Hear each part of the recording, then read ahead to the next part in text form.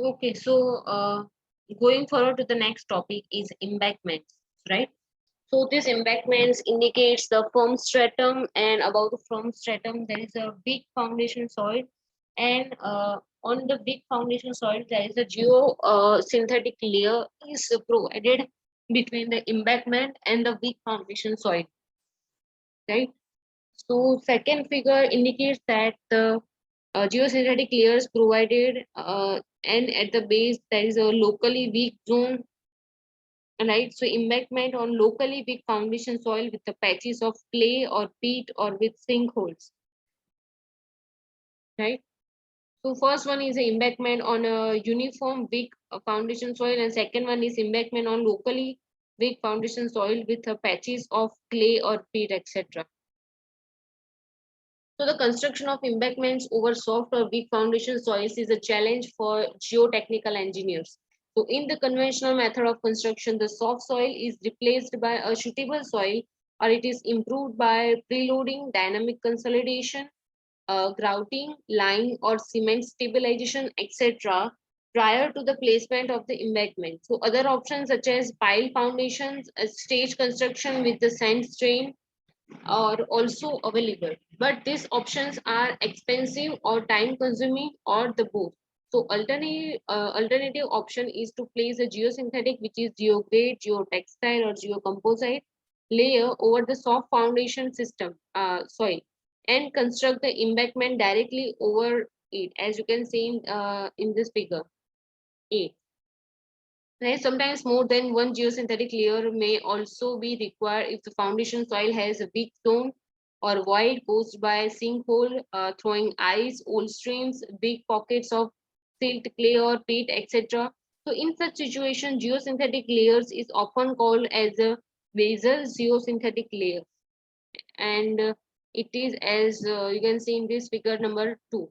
So geosynthetic as the basal layer in the embankment over the soft foundation soil can serve one of the following basic functions of combination of this, which is reinforcement, drainage, separation or filtration. So geosynthetic allows for free drainage of the foundation soil to reduce the pore pressure buildup below the embankment. So the figure consolidation of the foundation of soil can be further accelerated by installing vertical sand drains along with the basal geosynthetic layer.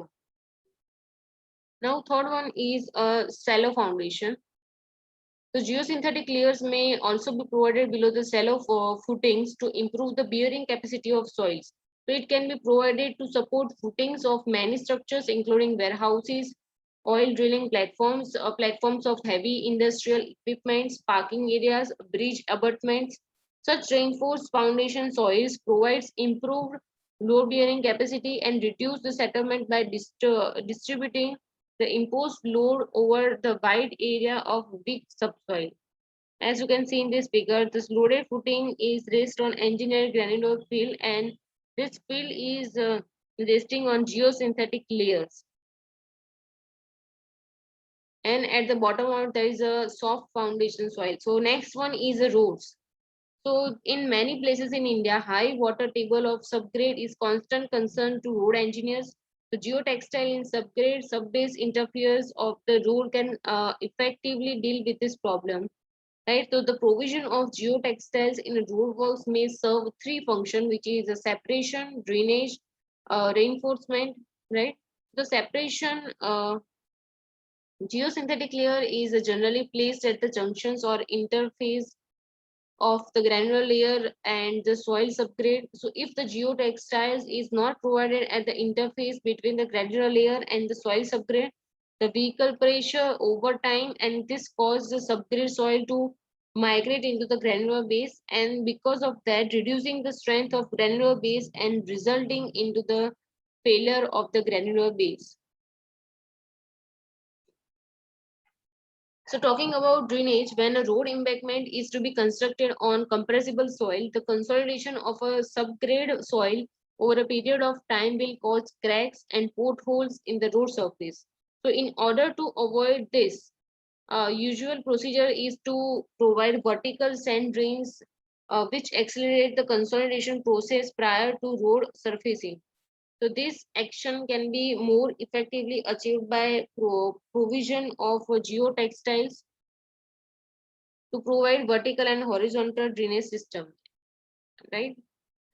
Next is reinforcement. So the figure shows the geotextile reinforcement road embankments, which is constructed over the soft soil. So geotextile layers are placed across the potential rational failure plane to carry the tensile force that cannot be carried by an unreinforced soil mass on the embankment.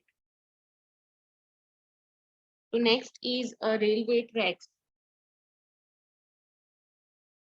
So geosynthetics play an important role in achieving higher efficiency and better performance in modern day railway track structures.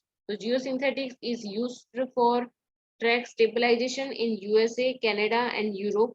So geotextiles are also being used in a high maintenance locations such as turnouts, rail crossing, switches, and highway crossing. One of the most important areas served by geotextile is beneath the main line track for the stabilization of poor subgrade.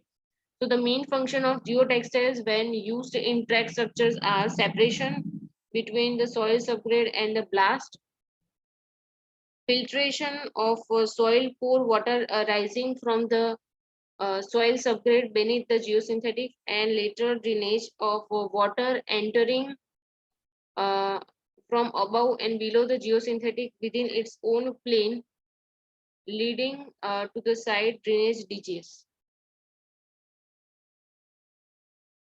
Next is the filters and drain. Geosynthetics are being increasingly employed either as a filters in the form of geotextiles.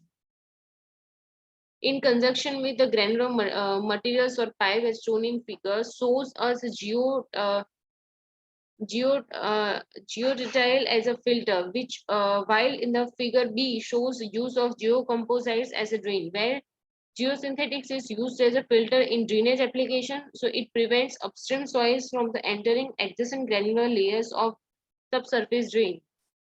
Next is the slope.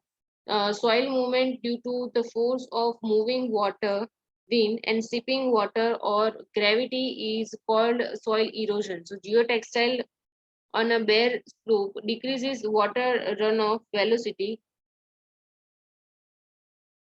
until seed germination can occur and control erosion of soil. So geotextile can be used to prevent the erosion of slopes of earthen dams, river banks, and canals. And next is earthen dams. So earthen dams upstream and downstream slopes are prone to erosion. Hence, geotextiles can be effectively used as a filter media in erosion control of earthen dam slopes. In earthen dams, geotextiles can be used in many important positions for filtration, drainage, and erosion control functions as follows. First one is erosion control or slope protection function in figure 4.35. Filtration and drainage material for seepage control, filtration and separation function, filter wrap around PVC perforated pipes. Last is a tunnel. So waterproof tunnels are required at some sections of the highway and railway alignment. A crack-free concrete is needed for waterproof tunnels. Geotextiles and geomembranes are commonly used in a modern way tunnel technology to construct waterproof tunnels. So figure shows the cross section of a tunnel vault with a general arrangement of lining system short crate lining placed over the evaluated surface provides smooth surface for the geosynthetics. The non-woven geotextiles act as a drainage layer and as a protection for a waterproofing geomembrane. And so these are the use of geosynthetics in tunnels, which is sorted provided, then geo textile is provided, then geo membrane provided, then again geotextile is provided, and at the end of this concrete lining is provided to surface the tunnel curves, right?